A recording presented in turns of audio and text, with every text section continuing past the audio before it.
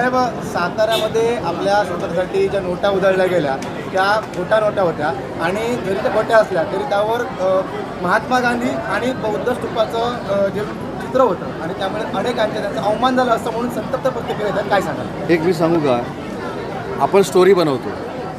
आपल्याकडे सुद्धा लक्ष्मी बार येतो, तुम्हाला माहिती आहे का? दिवाळीमध्ये तो फुटल्यानंतर काय होतं, तोच प्रकार तिथं झालेला होता.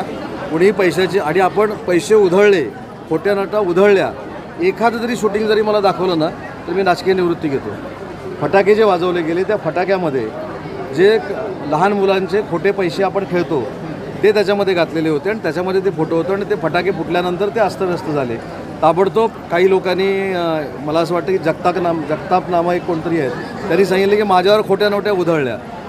आता फटाक्यातनं फुटल्या असं म्हटलं असतं तर ठीक आहे, पण उधळल्या म्हटल्यानंतर ब्रेकिंगच झाली ना.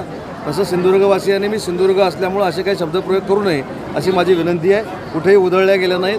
फटाक्यामध्ये त्याला काय म्हणतात आपण, फटाके गुंडाळलेल्या होत्या, त्या फुटल्यानंतर बाहेर आल्या.